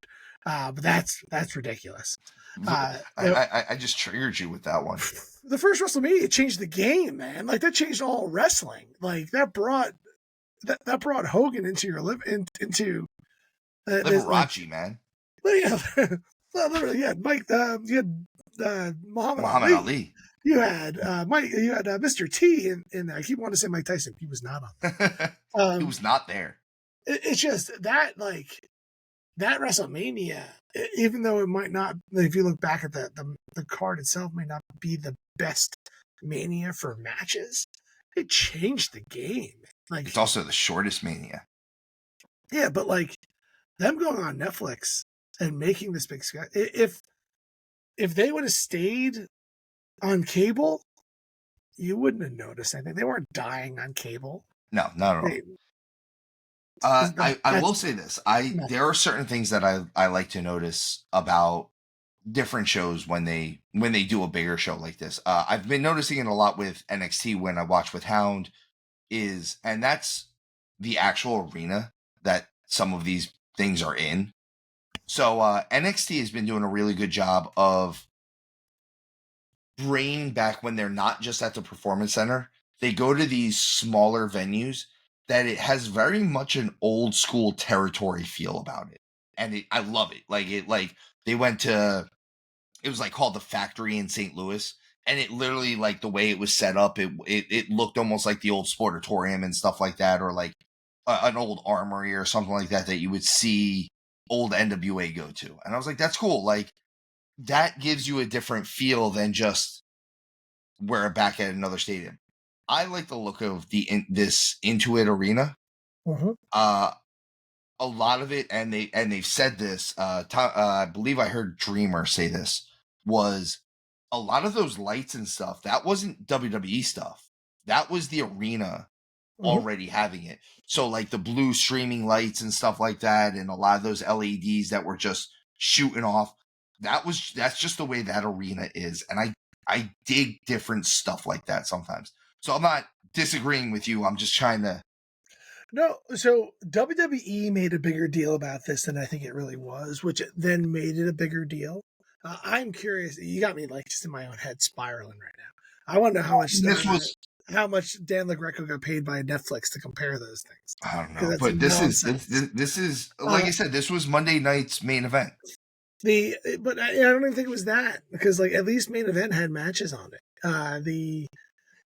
So WWE made a big deal about this because it was making a lot of money, and it does. It makes it much more of a worldwide product because it's all in one place. It's the convenience factor. If I'll tell you what, people are lazy. Even if you are the most ambitious person, you are inherently lazy. You have to push yourself to be the most ambitious person. It's really easy to just sit on that couch. And so knowing that you always have access to it, the thing I noticed last night that was 2 nights ago. It's Wednesday today. Is it? No, it's Wednesday now. Yeah, last night technically. The thing I noticed was how easy it was for me to start over. because I feel like I've struggled with that in other streaming services in the past of like going back only so far, and not be able to start from the beginning. Netflix did that really well. I didn't notice any lagging issues like they've had in the past with other live events. I also didn't watch it live. I kind of watched it a little bit later. I That watched is, it live, and I think a lot of, and it sounds weird to say this, but I think that everything else that they were doing was kind of prepped for this. Mhm. Like, mainly because, like, you can say the Tyson Jake Paul thing was a bigger deal, or you can say the NFL games that they played were bigger deals, but they're not really, because this is going to be a steady contract for the next 5 years. Yeah, They this have is to put where they're they, going to perfect the live. that's what I'm saying is, so all of that other stuff, this is the first, those were the first times they were doing live sporting events on Netflix. So I understand why Jake Paul and Tyson lagged. And if you got any lag during those NFL games, I kind of understood that. But the thing is all of those things were done so that this didn't happen. The Because and I'm not saying that there was more viewership on this. What I'm saying is it's because those other things are almost like one-offs, is what I'm saying. Where this is, you have to make sure that this is going to be on done correctly every week. Yeah, I think we might be having the wrong conversation right now, but I'll try to cap it up because we should get back to the actual wrestling aspect. Back to the actual wrestling. But I think it's more about Netflix being set up for live events. It's not the WWE contract. I think that the WWE contract is what's going to help them perfect this. The other ones weren't test runs for this. It was test runs for live events. I wouldn't be surprised if this comes into them doing contracts with Beyonce, doing a live concert or I can see that. I wouldn't say Taylor Swift because Taylor Swift kind of has the Disney clause in her, where Beyonce did the halftime show in those NFL programs on Christmas. So like, I just think that they see the value in live sports or Live television. live television. Because in all honesty, that's where they're going to be able to get the most advertising dollars too. Because there are ads in these games, in these shows that they can run, and when it's live, you can't skip it. And whereas in like when I was watching it on I was like an hour behind. You skip right over those commercials and get back to where you were because they are skippable at that moment. But let's get back to Rock to the actual show, destroying kayfabe or whatever he did in this. Yeah, so we get this Rock opening promo. So was he Rock the Dwayne or was he Dwayne the Rock during this promo? Because I don't know who he was, because I think he might have been drinking that Terramana before he came out there. Well, I don't want to say any of that, but he was definitely Mr. Johnson. If you get that joke in there. All of a sudden he's friends with Cody Rhodes? But he was still an ass. So I get that aspect. And calling out his mom is never cool. But the hottest feud that they had going into this was The Rock versus Cody Rhodes, even though he wasn't there. Everybody's been waiting for this moment. And now they're talking about John Cena versus Rhodes at WrestleMania. I could even see them going for Roman for a third time, but I think that's going to be Solo versus Roman again. And I think that's where Solo goes over and takes the Ula Fala back. There's a lot of things that they could be building towards. And I'm just a little curious where this goes, because the way it looks on face value is The Rock's not going to Mania. Like, that's what that segment said to me on face value. But again, nothing in wrestling can be taken at face value. So, like, is this the swerve to then do our amazing idea where he comes in 31st at the Rumble? Because everyone's like, oh, well, The Rock's not going to be there. He can't make it. He doesn't want to be there, whatever. And then, if you smell it, it's not this segment that confused me, though. It was the stuff that they showed later with them, like, just being out in the parking lot by the buses and, like, them drinking tequila together. Like, I'm like, you guys had a blood feud, like not that long ago. And we're just having fun again. Vice President Rhodes and there it is, future President Johnson. Sure. There's the running team. Man, I can't believe I didn't think of it before I was talking to you. Johnson Rhodes in 2028. 2028. Gives Cody just enough time to lose the title, and Dwayne to make like $30 more million. Yeah, overnight. Yeah, I mean just off of WWE. Yeah. Not to mention whatever movies he ruins. Like I said, it was just very confusing. The opening match is Solo Sikoa versus Roman Reigns in Tribal Combat. I don't like Tribal Combat matches to begin with. This isn't my jam. I agree with you. There's just no DQ matches. Yep. I think if you're gonna, I agree with you with what your theory was on these Tribal Combat matches originally. If you're going to call them Tribal Combat, you should make them like there should be torches and like Samoan stuff hanging, like Samoan his like make it look like that. Have the Samoan family members around the ring or something like that. I want it more of a lumberjack match. Like bring them out. Like I don't. Why haven't we seen Rikishi anywhere? Like he's got 3 kids in this mayhem, and like having that like Tribal Combat. Like in my mind, when you say Tribal Combat, I see a circle of the tribe watching.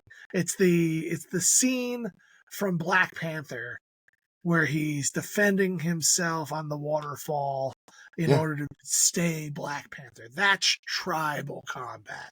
This is just no DQ packs that you know there's going to be interference. And I could see, and you know, would be a nice little touch to it is, unfortunately, we can't do it because both Wild Samoans are no longer with us. But now it would be perfect for with The Rock because he is the High Chief. Mm-hmm. Instead of having him just amongst the people around it, he's sitting at the top on whatever throne he's supposed to be on. He's the one that needs to present whoever it is with the Ulafala. Mm-hmm. Which is what he ultimately does. Which is what he ultimately does. But, like, it should be so much more. There should be so much more of the Samoan culture, like, integrated into this. DQ match. It's just a no DQ match. It's an anything goes match. It's just not a Falls Count Anywheres match. And they were given it. Let's see. We get the entire bloodline comes out from both sides. Kevin Owens comes out. Cody Rhodes comes out. We're missing 2, right? Tonga Loa wasn't there, obviously, and no, Jimmy? I think that was it. Was it? No, I thought Jimmy did come out. Jimmy's back. Who came out with Sammy? Was it Jimmy or Jay? Oh no, I think it was Jimmy and Sammy. I don't think Jay came out because Jay was wrestling Drew later on. I'm sorry. So almost the entirety of the bloodline came out. I could have sworn that was Jimmy, but they called him Jay in the match, I thought. Again, that's why Michael Cole's not the GOAT. Not the GOAT. I could have sworn they called him. I was like, that's not Jay. I was like, okay, I'll take your word for it. At the end of this, Roman ends up going over clean.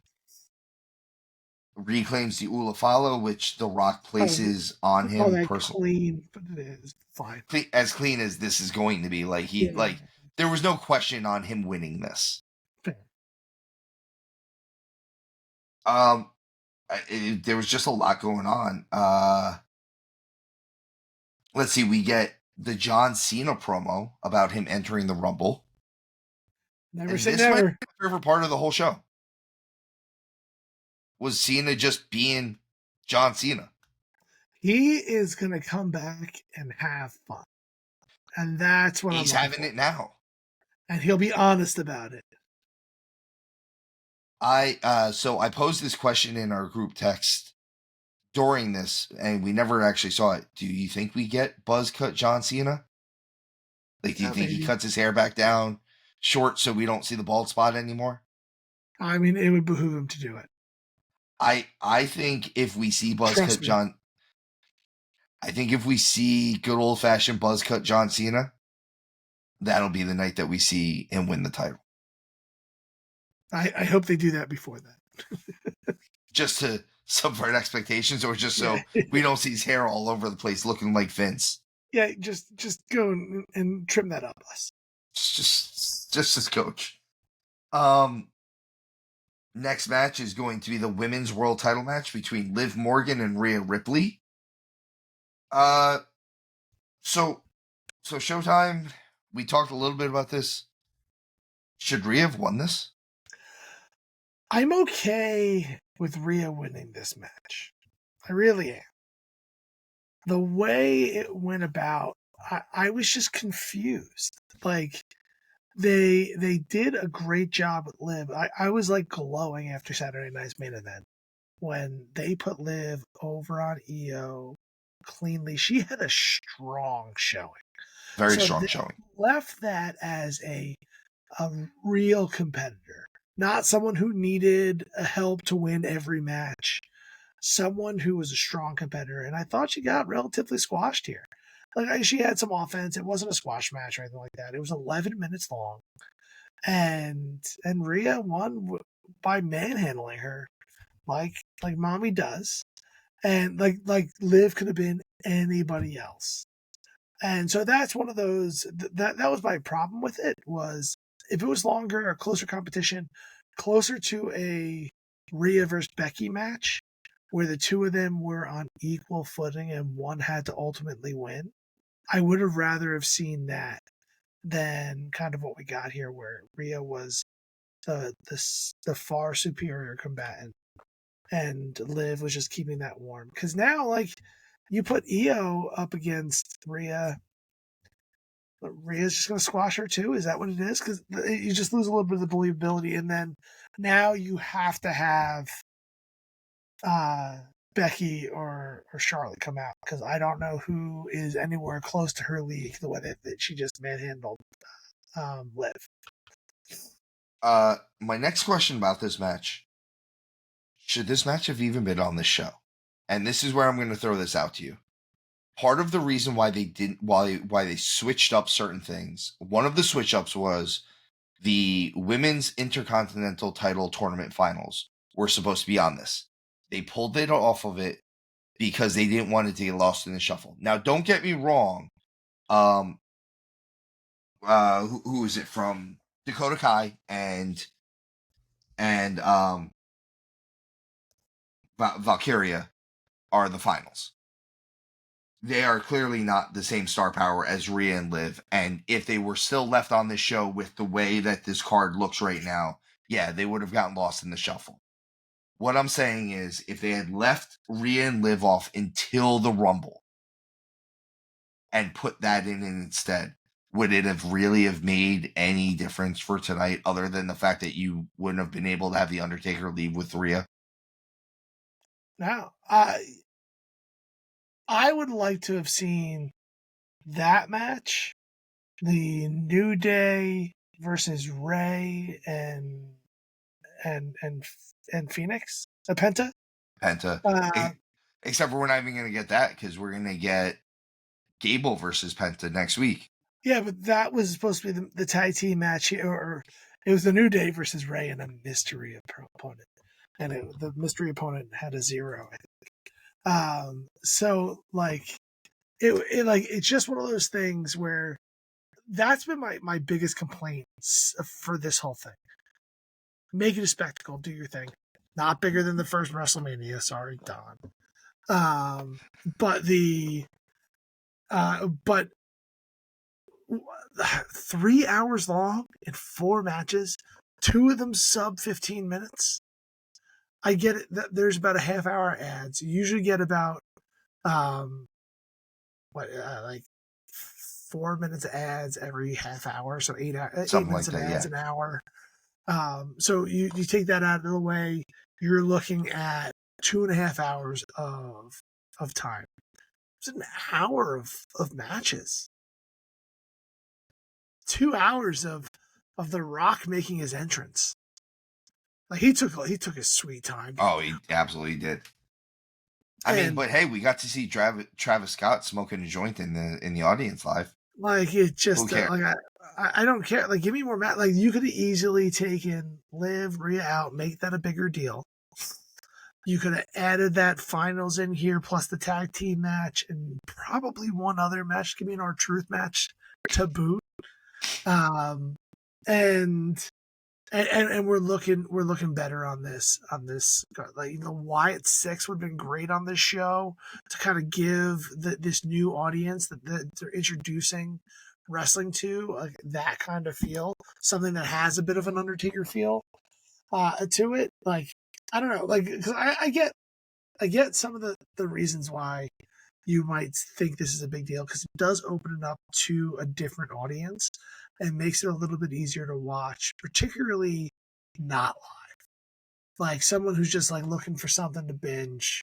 Let me throw the wrestling on. Like you said, they just gave it like the cookie cutter stuff. Yeah, like I said, I think it would have been. I even said we maybe didn't even need to have Jey Uso or Drew on there, or Jey Uso and Drew. Like even that match felt a little forced. A little forced. Like we could have gotten a few more weeks of build up out of this. I don't know. I get it. We wanted to have the Undertaker out there. It made sense for him to come out for Rhea, sort of. I guess. Did it? I don't know. Ish. I don't know. And I love Rhea, so I don't want to say like I don't agree with her leaving with the world title or anything like that. Like there are people who are bashing Rhea currently. I'm like, you realize she's still the best women's wrestler in the world right now, right? She deserves that title belt. Like she should never have lost in the first. She should never have lost it. If she didn't get hurt, she'd still have had it now. We wouldn't be having this conversation. Liv wouldn't have gotten this run. I just wanted a better match. Like I wanted a stronger match. Give me 20 minutes of these two going at it in a strong match when you had plenty of time. And I think we could have gotten that at the Rumble. You could have gotten that here. I think if they pushed it to the Rumble, I mean, they could have done it here, but they weren't doing that here. I think we would have gotten that at the Rumble. I think the Rumble would have been the better setting for this, and it's the bigger stage. So when she eventually riptides Dominic at the end, like it's all bigger. Like they wasted the Dom riptide here too, and like this didn't culminate the finish of this feud that they've been building. That they probably been going on a little bit too long. In this manner, like I don't know. All this feels like this is the end of the Judgment Day. Yeah, like this feels like this is where we're gonna break up the Judgment Day. The next segment I'm going to talk about is Hogan coming out. Oh, brother. See, Jimmy Hart was there. Jimmy Hart was there. So there's a couple different memes that go along with this. One is the one that I've already said to you, which was, were they saying boo or were they saying boo ruther? The other one that I've seen was Hogan looking at Jimmy Hart going, Jimmy, man, I don't think you're over anymore. Did you hear that? They were booing you? He would say that. It was amazing. It's amazing. Here's the thing. A lot of people are trying to tout this idea. I'm not going to go deep into this one, but that it's political aspects. Sure. I think that is part of that. I think it has part of it. I think it's more Hogan aspect on this, though, because Hogan and Undertaker share the exact political viewpoints for the most part. Undertaker got cheered when he came out. Hogan got booed. Undertaker didn't speak at a convention. Still had him on his own show. It's fair. It's fair. And is an avid supporter. Mm-hmm. And again, I'm not going to go any more into that. Just do the comparison of two like people. And like I said, I'm not getting political about this, but this has nothing to do with the politics. This has something to do with the person. This is the person. And Hogan pushing his terrible beer, because it's terrible, if anyone's wondering. I have a gluten allergy, I can't tell. And you want to know what this is? them signing this multi-year deal with Hogan's Real American Beer is very similar to AEW signing a multi-year deal with Woo Energy Drink. Yep. It's the exact same thing. Hey, we're going to keep you this happy just so that we don't have to pay attention to you anymore. He should have gone Hollywood after they booed him. He should have been ready for that and be like, give me the black and white bandana. Yeah. I'll throw that on. It would have worked if he came out wearing like the black shirt with the Hulk rules, like with the red Hulk rules, and then like he could have just thrown the bows on over it, and it would have been fine. Just knock down Jimmy Hart and spray paint him. Be like, fine, you don't like me? Gotcha. I know. People would probably have cheered for that. Yeah. That would have gotten over. And then he would have been like, told you, Jimmy, it was you. That's exactly what would have happened. Oh, man. All right. Let's move on from that because, yeah. Drew McIntyre versus Jey Uso. Main event Jey Uso, if you will. Not in the main event. Not in the main event. Again. Has not been in the main event in a while. So I don't like Drew losing this match. So I am going to give Drew his flowers on the stuff that I did like that he does now. Drew has actually changed some of his wrestling style to go along with the fact that he supposedly doesn't care anymore. If you look, he doesn't have all the flash and pageantry to some of his moves that he sometimes does. Like, he still did the 1, 2, 3 for the Claymore. I think that's just muscle memory. And I think he's going to start working that out of it. But if you look, even in the start of him coming out, he kind of just stops Jey and just starts beating on him at one point. And, like, there's nothing fancy about what he does. And I love that that's what it is, because this is who he's supposed to be now. Is I don't care if you like me or not. I don't care if you think I'm fancy. I don't care if you think I'm flashy. I'm here to win. And however I need to win is how I'm going to do it. So I dig that. I think Drew should have won this match. It surprised me. So let me take a step back because I want to stay in character. I love the way Jey won this match. Sneaking the crucifix. Sneaking the crucifix after missing the Claymore. Perfect way to end this match. Like that was good. I love that kind of finish. So I'm on brand. I'll give a good spot where it is. But I agree. I don't think that Jey should have won this match.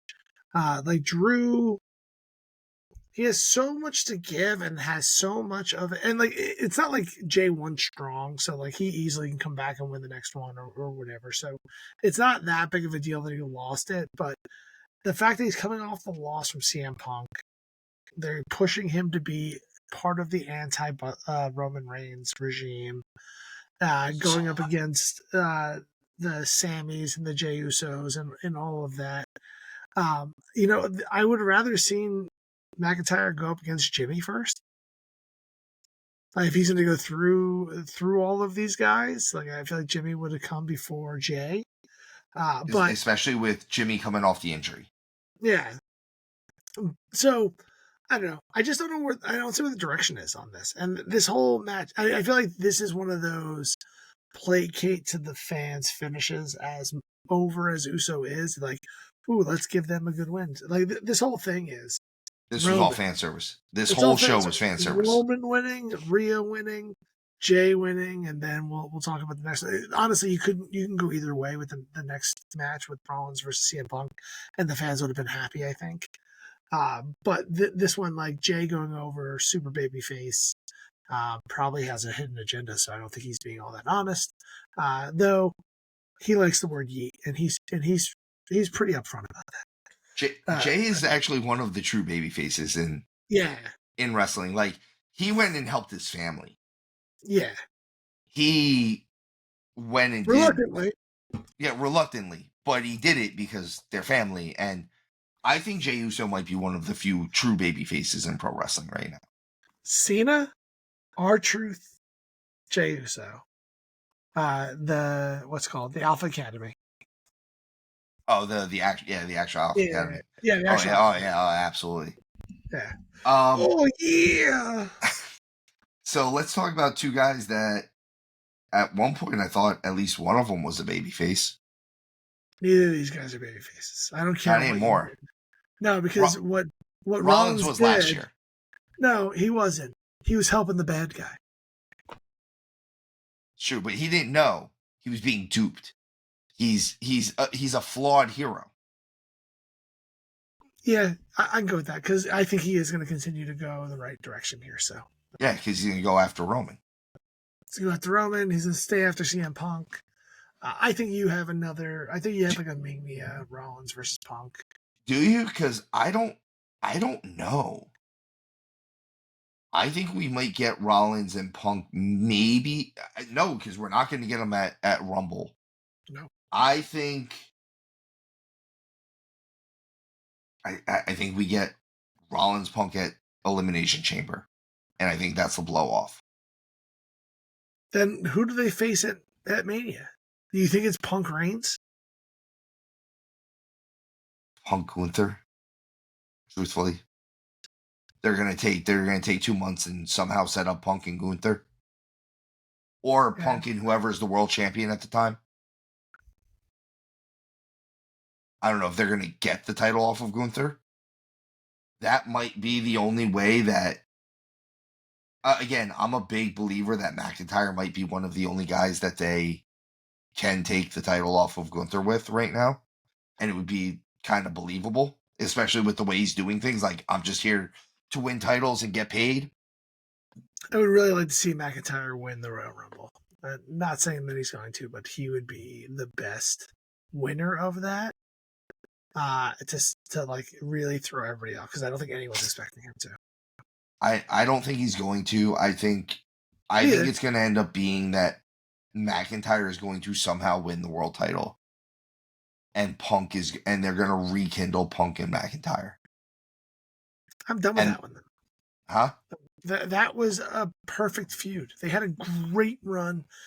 I have zero criticisms to that except for, as I said to you earlier, I don't know why, but I don't get why CM Punk is so over. I don't know. He's good. He's very talented.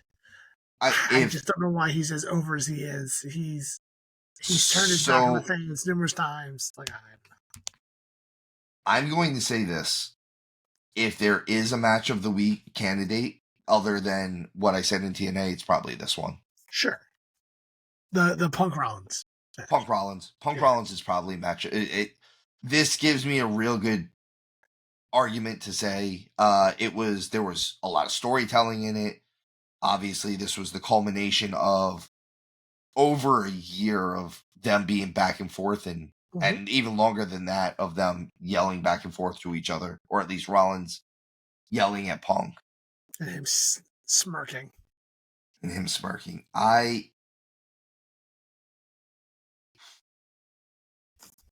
get Punk winning on this one. I think I get Punk winning this one a little bit more than, like, we talked about this a little bit more than you do. I think this is also more of the reason why I think Drew should have won. I think Drew should have won his match if Rollins was going to win, or if Rollins was going to lose this match. That's fair. Because then, hey, I told you, they're all out to get you. I don't know. Punk is old and broken, and he's cutting through young guys like someone Punk would have complained about 15 years ago. Fair. Actually, you know what? So I mean, in Punk's defense, and I'm not saying he's a babyface by any means. He's actually never said that. No. They just cheer him. Punk is also honest about what he's there for. I'm here to win titles. I'm here to make money. I don't need friends. Yeah, but not honest. Yeah, he's another complicated character. Not flawed hero by any means. Not flawed hero. I don't think he's a hero. I think he's just honest. he is out for himself. Where even Drew says he's out for himself, but on SmackDown we saw he's not. Exactly. That's what I'm saying is. And it's not that he's being what dishonest. He's just trying to fight his natural self, id, whatever you want to call it. What is it? The movie, the Glass Onion, the Knives Out movie from Netflix, where he's like, it's weird. There's a lot of times where people just say that, well, I'm just being honest, and truthfully, it's just a way for you to excuse being rude or something like that. Yeah, that's kind of punk. Yeah. And like I said, he's not lying. At least he's not a hero either.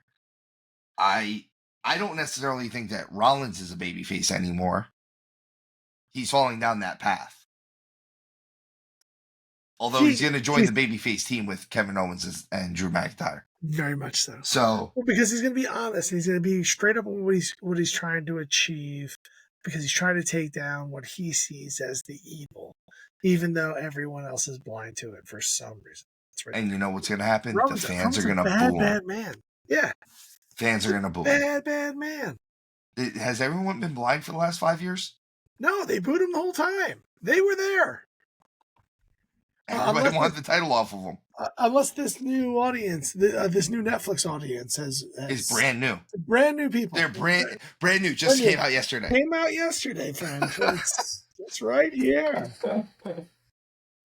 Oh man! But so that was the first Raw on Netflix. Not bigger than WrestleMania. It was a spectacle. They tried to force a spectacle over it. I'm not upset about it all that much. I want to see more wrestling. I hope that we don't continuously get 3 hours, 4 matches. In 3 hours, you could literally add 7 to 8 matches and feel good. And still get your commercials in. Still get 2 long matches, a couple short matches, and a bunch of segments. Like even SmackDown at 3 hours and 5 matches is just not enough. 5 matches over 3 hours? Come on, man. I think they and again, it might be a down the line thing. We might be talking like 6 months from now. I wouldn't be surprised if Raw goes back to 2 hours. The way Triple H talks is he likes the 2-hour product. Which, if this was 2 hours, this might not have been that bad. 4 matches, 2 hours, some pageantry, some hullabaloo. I still want at least one more. Give me 5. 5 and 2 hours is fine. Well, when you got a 10-minute match and an 11-minute match, you can do that. It's also true. Well, so that's been this week in wrestling. Legion, just so you know, we will be getting the reviews out for New Japan, Wrestle Kingdom, and Wrestle Dynasty out this week as well. I believe that's just going to be a me and Hound thing. I didn't watch it. Just so you know, it will be out there. And honestly, we've got a few weeks left, and we'll probably have to do a preview for Royal Rumble. And I don't remember what the next AEW pay-per-view is. I'm sorry. I want to announce it now. I want to enter myself in the Royal Rumble. So I am officially a candidate to be one of the 30, maybe 31 people. I can't say I'll be in it or not, but I would like to toss my hat into the ring for that. I'm not entering into the Royal Rumble. I'm open to it. Dust off the boots? I never wear. I use wrestling shoes and kick pads. It's cool. I got boots for it. I have boots now. As any self-respecting independent wrestler did. Which was usually right after you bought the new pair of board shorts to go out to the ring. No, I'm not a backyard wrestler. I had real tights. You know that. I had great tights. Well, showtime. This was our first show for the new year. We'll be with me and you. It was great to be back. Legion, we love you. This was a 2-hour episode. You know, we had to make up for lost time. It's been a minute.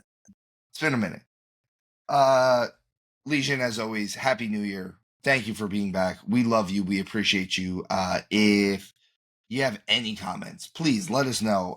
If you go back and look at any of our videos on YouTube, any of our stuff on Spotify, any of our stuff anywhere, if there's a comment, we answer back on it. So as of right now, we are not too big or too busy to do that. And we are growing, and we love the fact that we are growing. If you know people that like pro wrestling and you like our show, recommend us to them. Send them our way. Like, subscribe, follow, hit the comments, do all the things. We want to be interactive with you. We love it. Tell a Other friend. than that, If you Showtime, don't have you a got friend, anything? tell a stranger. Showtime, you got anything you want to send the people away with? No, thank you all for joining us here. Happy New Year, because I haven't had a chance to say it. Welcome back to 2025. Make the best of it. And Steven? As always, guys, remember, tuck your chin when you bump.